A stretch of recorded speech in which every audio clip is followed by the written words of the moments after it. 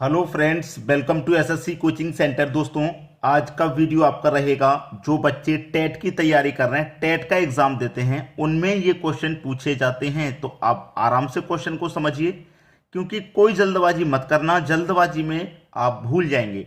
और जो क्वेश्चन मैं करा दूं, आप एक बार उनकी प्रैक्टिस खुद से कर लेना, यानी कि स्वयं उन प्रश्नों को करके देखना जरूर।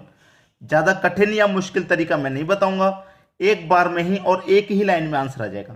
तो चलिए स्टार्ट करेंगे। पहला क्वेश्चन है, एक पार्टी में 5 मित्र एक दूसरे को गिफ्ट देते हैं। 5 मित्र एक दूसरे को गिफ्ट देते हैं, तो कुल कितने गिफ्ट बांटे गए, यानी कुल कितने गिफ्टों की संख्या है वो बतानी है। कुल कितने गिफ्ट बांटे गए, इसके लिए फॉर्मूला जो लगता है वो होता है n इंटू n माइनस 1। ये आपका फॉर्मूला है, ठीक है। बस प्रश्न समझो, खत्म हो गया। क्यों खत्म हो गया? क्योंकि n की वैल्यू आपके पास दे रखी है 5। तो आप क्या करेंगे, 5 लिखेंगे इंटू n आपका 5 है, 5 में से -1 कर देंगे तो 4 हो जाएगा, और 5 का मल्टीप्लाई 4 से हो जाएगा तो कितना हुआ, 20। बस प्रश्न खत्म, यही के 20 हो गया, बिल्कुल सही जवाब। यानी कि 5 मित्र एक दूसरे को गिफ्ट देंगे, तो कुल कितने गिफ्ट बांटेंगे, 20 गिफ्ट बांटे जाएंगे। अब इसमें एक क्वेश्चन और होता है, हाथ मिलाने वाला। थोड़ा समझिएगा, गिफ्ट वाले में और हाथ मिलाने वाले में क्या फर्क है, ये गिफ्ट वाला बता रहा हूं मैं। जैसे कि एक व्यक्ति आपका ये है और एक व्यक्ति ये है, तो ये पहला व्यक्ति इसको गिफ्ट देगा, ठीक है, और ये दूसरा व्यक्ति इस पहले व्यक्ति को गिफ्ट देगा। यानी कि ये दो व्यक्ति आपस में एक दूसरे को गिफ्ट दे रहे हैं। इसने इसको एक गिफ्ट दे दिया, इसने इसको इस गिफ्ट दे दिया, तो इन दोनों व्यक्तियों ने कितने गिफ्ट दे दिए, दो गिफ्ट दे दिए। अब समझो, हाथ मिलाने वाला ये एक व्यक्ति है और ये एक व्यक्ति है। ये वाला व्यक्ति हाथ आगे बढ़ाता है इस व्यक्ति से हाथ मिलाने के लिए, ये व्यक्ति हाथ मिलाएगा, यहां दोनों ने हाथ मिला दिया। भाई ये व्यक्ति अपना हाथ आगे बढ़ाएगा, ये अपना हाथ आगे बढ़ाएगा, दोनों व्यक्तियों ने हाथ मिलाया। दो व्यक्तियों ने हाथ मिलाया तो हाथ कितनी बार मिला, एक बार। जबकि दो व्यक्तियों ने गिफ्ट दिया था तो 2 गिफ्ट दिए गए, और यहां पे एक ही बार हाथ मिला है दो व्यक्तियों द्वारा। तो आपके लिए सीधा सीधा बता दूं कि हाथ मिलाने वाला गिफ्ट वाले का आधा होता है। 2 व्यक्तियों ने गिफ्ट दिया तो 2 गिफ्ट दिए गए, और 2 व्यक्तियों ने हाथ मिलाया तो एक ही बार हाथ मिला।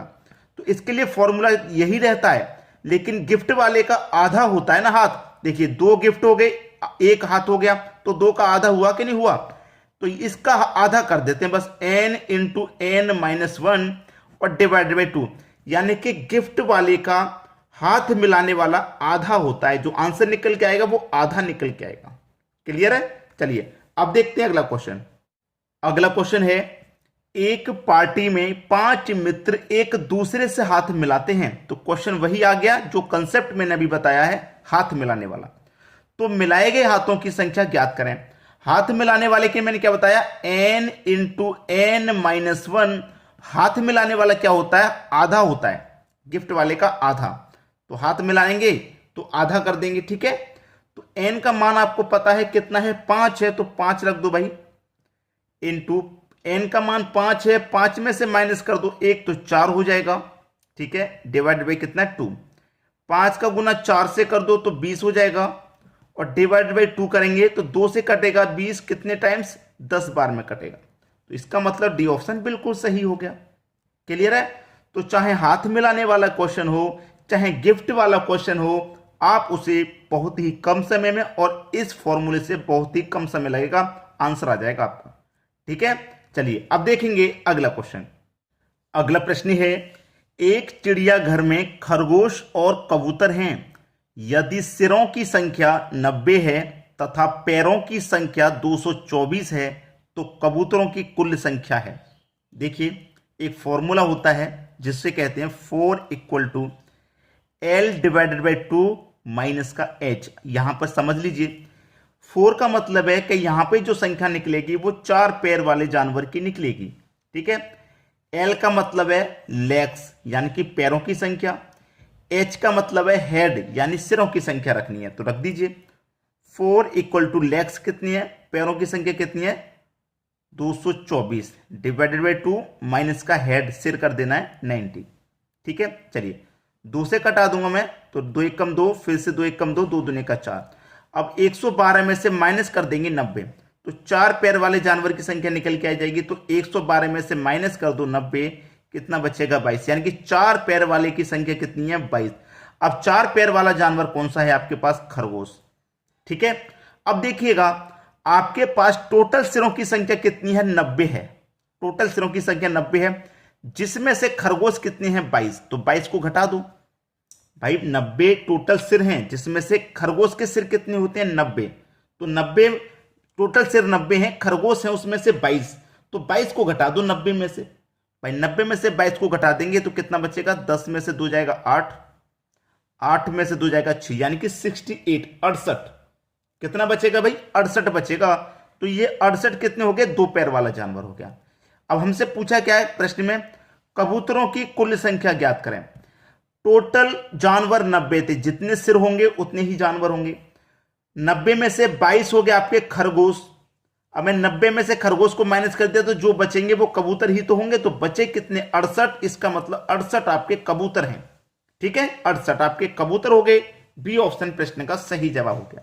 अब देखेंगे अगला क्वेश्चन।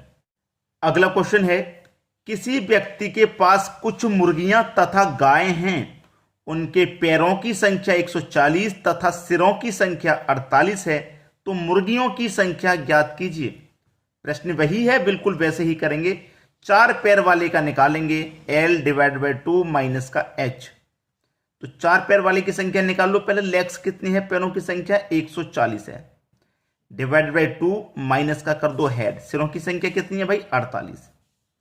अब मैं यहां 2 से कटा दूंगा 140 को, तो 70 बार में कट जाएगा, और 70 में से मैं माइनस कर दूंगा 48, तो कितना बचेगा, 22 बचेगा। यानी कि 4 पैर वाले जानवर कितने हैं आपके, 22 हैं।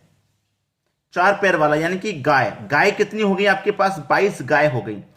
अब देखिए टोटल जानवर कितने हैं, 140 भाई, सिर कितने हैं 48, 48 सिर हैं, तो जानवरों की संख्या 48 हो गई, जिसमें से 22 गाय हैं। तो गाय को आप माइनस कर दो 22 को, जो बचेगा वो दूसरा वाला जानवर होगा। तो 48 में से 22 माइनस कर दो, 8 में से 2 जाएगा 6, 4 में से 2 जाएगा 2, यानी कि 26।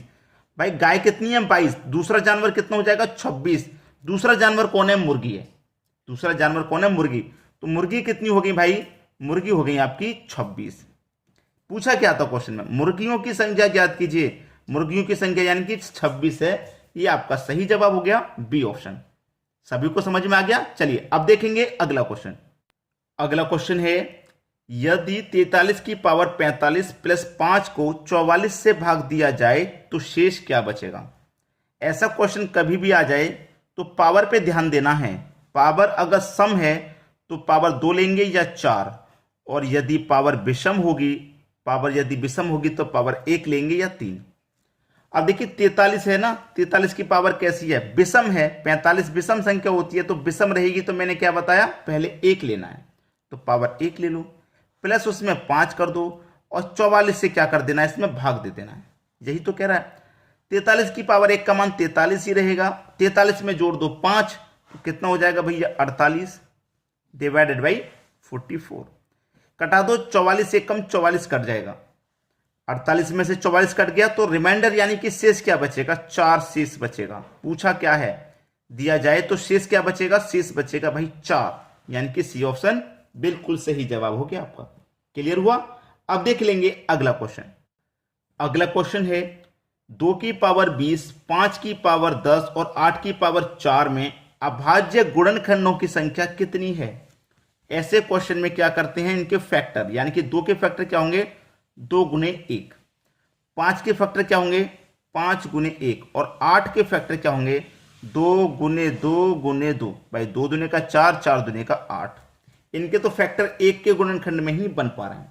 ठीक है, इनके फैक्टर 1 के गुणनखंड में बन पा रहे हैं। अब ध्यान रखना, यहां पे ध्यान रखेंगे तो 2 का गुना 3 बार हुआ, तो यहां पे गुणनखंड कितने बने, 3। लेकिन यहां पे गुणनखंड जो बनेगा, 1 से जो गुणनखंड बनना है, यहां रखना है, 1 से जो गुणनखंड बनना है, 1 से जो गुणनखंड बनेगा तो इसका 1 ही मान लिया जाएगा। जिसका 1 से नहीं बनेगा, कोशिश आपको करनी है कि 1 से ना बने, लेकिन इनका तो 1 से ही बनेगा भाई, 2 का भी 5 का भी, तो इनका मान 1 ही आएगा। इसका 2 का 3 बार बनना है तो इसका 3 आ जाएगा। ठीक है, अब देखो पावर कितनी है, 20 है ना, तो 20 लिखो, प्लस पावर कितनी है इसकी, 10 है तो 10 लिखो, और इसकी पावर कितनी है 12 है तो 12 लिखो, सबको कर देना ऐड। ठीक है, 20 और 10 30, 30 में जोड़ दो 12, कितना हो जाएगा 42।